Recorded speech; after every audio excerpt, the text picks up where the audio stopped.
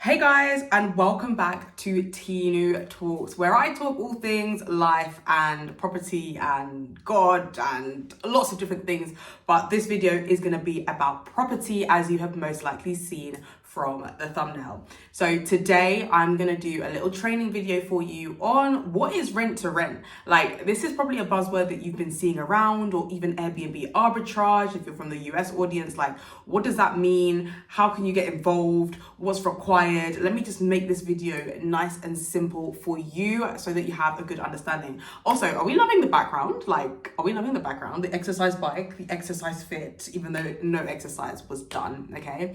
I can indeed confirm, I can concur, no exercise was indeed done. But anyways, let's go on straight into the video. Awesome. So what is rent to rent? Now, like I mentioned, it's probably a buzzword that you've heard like 1,001 times, and you might not even necessarily understand like how it works. So that's the purpose of today's video. I am not in my office right now, so I don't have my whiteboard, but I'm hoping that you will listen to this and be able to have a good understanding by the end of what rent to rent is. And I'm going to do this in like a video series. So I'm going to be doing some explaining videos, training videos, just like this, to help you understand how you can get into remote real estate. Okay, so first of all, definitions are key. So if you're writing notes, which I think that you should indeed be, write this down. Rent to rent definition. So rent to rent is essentially where you're going to be renting a property from a landlord with the intention of re-renting it out for a profit. So it is basically business's oldest kind of, I'm trying to think of a good word. It's business's kind of oldest kind of theme. Theme is not the word, but it's the oldest kind of concept. There we go. Concept of business, which is to buy low and sell high. So you are getting something for a lower amount and then you are selling it on for a higher and catching the profit in the middle. Now, rent to rent works really similarly. This is where you are renting a property from a landlord for a slightly lower amount and then re-renting it out online for a higher amount. Okay, but I'm going to break this down to show you the examples of the different types of rent to rent, just so you can have a clear understanding of how that works. So for those of you guys listening, okay, let's even break it down even further. For those of you guys listening, you most likely live in a rented accommodation, or you lived in a rented accommodation at one point in time, meaning that the house that you live in, you've got an agreement with the landlord, or your parents have got an agreement with the landlord if you're living in that house, to say that you are living there for a set duration of time in exchange for paying a certain amount of rent. Cool. Rent to rent works similarly. However, instead of the agreement saying that they are renting it in order to live in that house for a set period, the agreement will say that they are renting it with the ability and the permission of the landlord to re-rent it out. So essentially to sublet it. Now that becomes legal because the contract in place says that they are indeed allowed to sublet with the landlord's permission. Okay. So there are three main types of rent to rent: rent-to-rent serviced accommodation, rent-to-rent HMO, and rent-to-rent social housing. And in this video, I'm going to explain each strategy in a really nice beginner-friendly format so you can have an understanding of what they mean, okay? So the first one, rent-to-rent serviced accommodation. Now, definitions are important. What on earth is a serviced accommodation? I'm trusting that you've probably even stayed in one. So this is what the purpose of this is. It's just making property nice and simple and accessible and understandable for you. So what is a serviced accommodation? Have you ever stayed at an Airbnb before? So what I want you to do quickly for me, go on to airbnb.com. It is the lovely bright pink logo with a little A. I mean, as of 2025 it is. Who knows? They might have a rebrand period, but yeah, Airbnb. And I want you to type in your area. So my office is in Canary Wharf. I'm obviously not at Canary Wharf right now, but just for the sake of this example, I'm going to say Canary Wharf. Type that in and it will come up with lots and lots of different like apartments that you can basically rent out per night in order to stay at, okay? Essentially, what an Airbnb is, it is like a home away from home. It is similar to a hotel, but in my personal opinion, it's even better because you get access to absolutely everything. So you don't just get like the room and the coffee and the tea like you do in a hotel. Like you literally get the room, coffee, tea, kettle, and biscuits. If you're lucky, you'll get biscuits. With an Airbnb, you get access to the entire house. So the living room, the kitchen, the driveway, and also it comes with things like cutlery, pots, pans, things for you to actually cook, which is just a lot more cost effective for someone who is looking to stay long term, or if you've ever gone on like a staycation or a birthday kind of thing like that, like you want to have something that feels a bit more homely, you've got access to the entire space, okay? Essentially, that is what an Airbnb is. Now, we call it a serviced accommodation because it's basically a house that has been serviced to use for it to be able to be like rented out like in that way. So it looks similar to a hotel, but it has a little bit more features like the kitchen, etc. The whole living area, TV, Netflix, all of that comes included with your booking, okay? So essentially, that's what it is, okay? It's so cool. And the funny thing is, you probably stayed in one. Like, that's the most interesting thing about it. You probably actually stayed in one and probably enjoyed your time, enjoyed your stay, period, because they are honestly really, really nice, okay? So that's what a service accommodation is. We call it a service accommodation because although, in my opinion, Airbnb is like the most common platform that they are listed on, in the UK, they are also listed on, and in fact, across the world as well, booking.com and Vrbo, and you don't really say, oh, I'm staying in a booking.com. I feel like people are getting a bit more used to saying that they're staying in a Vrbo, but like for the most part, people say, oh, I'm going to be booking like an Airbnb. So just to keep it nice and inclusive, we call it a serviced accommodation. So just for clarity, what that is like a hotel, but even better, you get access to the entire house, okay? So that's what it is. Now, why are people staying there? So we've covered this really briefly, but one, it's more accessible. So you've got so many more amenities, so the kitchen, etc. And two, it's often a lot more comfortable. Like, imagine getting the security of having the entire house to yourself. Do you know what I mean? Like, there's no noisy neighbor in room 201, like, you know, snoring too loudly. Like, you've got that whole house to yourself, okay? So it's just a lot more cost effective because typically Airbnbs and hotels are similar-ish in price, so you're getting more for your money, okay? Awesome. So that's what it is, and that's how it works. Now, the next question is, how are people actually making money through rent to rent in Airbnb? Like, how are they making money in property that they do not own? This is that story. So like we mentioned in terms of what rent to rent is where you are renting a property from a landlord with the intention of re-renting it out for a profit, okay? So again, business's oldest concept, buy low, rent high. Now, rent to rent, when it comes to serviced accommodation or Airbnb, we're going to just say the term service accommodation, is where you are going to rent a property from a landlord for like a set rent each month, and then you are going to re-rent that out on platforms such as Airbnb, booking.com, Vrbo, and you're going to rent it out per night. Let me give you a hypothetical example, okay? So this is just a hypothetical example just to explain the basic concept. So let's just say that we've got a landlord, and the landlord has a one-bedroom apartment in Birmingham city centre in the UK.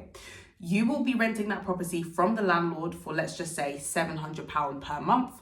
And let's just say hypothetically that the bills come up to £300 per month. So 700 plus 300 is £1,000, okay? So £1,000 is coming out every single month. However, you list it on Airbnb and booking.com for £100 per night. And if I can, I'm going to insert an example of an Airbnb in Birmingham city centre that I actually found that is going for £100 per night. So insert the example right here. Okay, cool.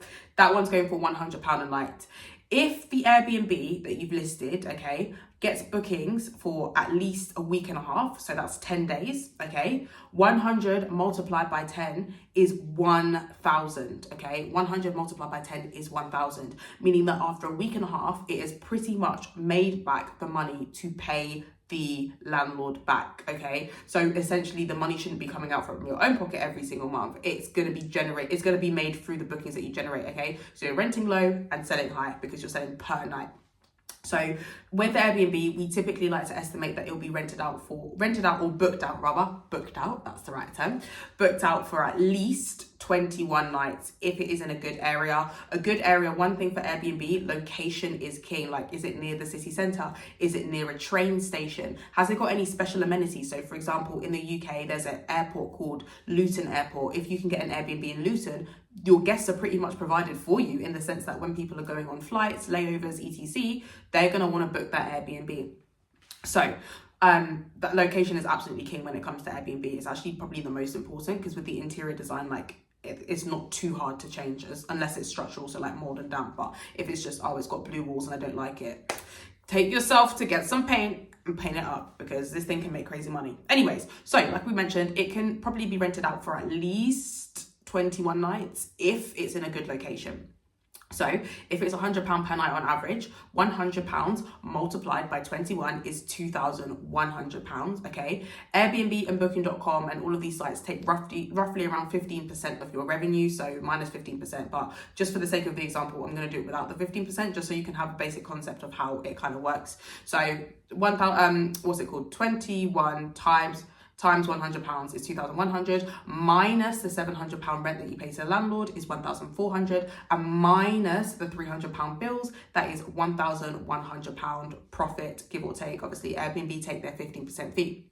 So realistically, a lot of people who are in their jobs might make maybe 3,000 a month, 4,000. Like, you're making a good portion of your monthly salary completely remotely in property that you do not own. Okay, so this is what the girlies and the boys are doing to make money remotely through property. And I say remotely because you can literally use channel managers such as, and I'm not even sponsored by them, but y'all should sponsor me at some point, such as Uplisting, that's Listing, U for umbrella, P for Papa, L for Lima, I for igloo, S for sugar, T for tango, I for igloo, N for November, G for golf, dot, I for igloo, O for orange. It's not O for orange, but you guys get the concept, okay? Using that site, you're able to kind of like list the property on Airbnb, Booking.com, and all the sites at the same time, so you don't get any double bookings. So very basic concept, that's how it works. Now, a few things that I think I'm gonna stick to just talking about Airbnb for this video, because this video is already getting long, and I'm gonna just talk about Airbnb, and then in the next couple of videos, I'm gonna talk about the other types of rent-to-rent. Okay, awesome. So things that you would need for the property: a Ring doorbell. Literally you can get them, I'm pretty sure, from Amazon or eBay, literally just to make sure that you can see the guests coming in and out. Make an account on Airbnb. What else do you need? There's quite a few things that you might want to need. Get a lockbox. So that essentially what that does, and this helps you keep your business remotely. A lockbox is a little bit like a padlock, and when you put the code in, it lets the keys out. So you want to have one of those situated like right outside the property, so each time that they book, at the time in which they're supposed to check in, so maybe an hour before, so 2 p.m. and they check in at 3, you're going to send them an email with the code. Let's say the code is 1234. It shouldn't be that, by the way, that's too easy. Something like maybe 2418, something like that. They will get the thing to be able to put the code in, and so they're going to know exactly what to type in to get the keys, and that way you don't actually have to travel up to the Airbnb every single time. So it's as simple as that. Now, the person that you need the most is your cleaner, okay? A cleaner is so important, and they do quite a few things. So even things like meter readings, to be able to see how much you actually owe for your gas and electric and all of that. Maybe not electric, but gas. Or water, that's it, there we go. Water definitely is so important. And where do you find them? Literally Google, just type in Airbnb cleaners in Birmingham City Centre, and then test run a few of them and see how they do, and you'll have a good idea of which one that you're happy with, okay? And then you need to share your calendar with your cleaner so they know when guests are coming in and when they are coming out. So that's really nice and clear to them. In terms of what they are doing, they are the most important, because they are keeping that property in absolutely like spick and span condition. Because what you don't want to do is have a really bad cleaner, and then your next guest comes in and they complain about the dirt. They put it live on your Airbnb listing, and people are like, oh, this place is dirty, I don't want to stay here, because that is going to lose you a significant amount of cash, and that is literally not what we want to do in this life, okay? We want to make sure that we are making as much money as reasonably possible, okay? So they're very simply, that's the concept of how it works, and it works anywhere across the country. So if you're listening in the US, I don't know the specific regulations, but it works anywhere. If it's in the UK, I can speak more clearly on that. It works anywhere in the UK, as long as you've got a city centre, train station, and it's got like a couple of amenities. It doesn't have to have an airport, it might just have something that people are going to, or something, like it just has to have something, some je ne sais quoi, period, okay, to make people actually want to go there, okay? So it really does work, and that's what a lot of my clients do. So I actually help clients to get properties like this, and I'll talk a little bit more about what I do in the next couple of videos, but very basic in terms of the concept. That is how people are renting out properties from landlords and making money from it.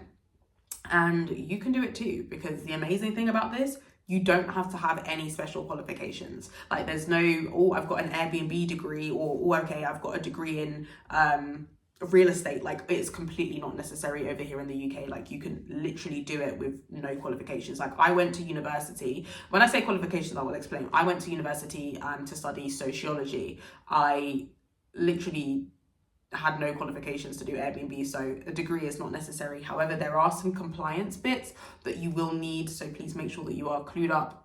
Google is your BFF, but ChatGPT is like my sister child. So ChatGPT, to be able to actually understand exactly what compliance is, you are going to need in order to do this. So whilst there's no formal qualifications, compliances are indeed necessary, but this can work wherever. In terms of where the area is best, personally, I have always seen London is really good because it's the capital, so people are coming in and out of the area so much. There's always events on, and also London is really well connected via a tube system. So if you're in America, like it's like the metro. If you're in Dubai, it's the metro as well, kind of thing. Like just so you understand how it works. So even if you've got a property in like Southeast London, to get to South London is not too hard, and to get to East London isn't too hard either. So you want it to be well connected, which is why I say the train station is so key, because if the train station is there, it just opens you up to like a broad amount of areas in which this thing can work. So yeah, just I'm trying to think, is there anything else I want to cover in this like 15-minute training video of like how it works? That's basically it. Yeah, it's for like a very beginner basic concept of what rent-to-rent service accommodation is.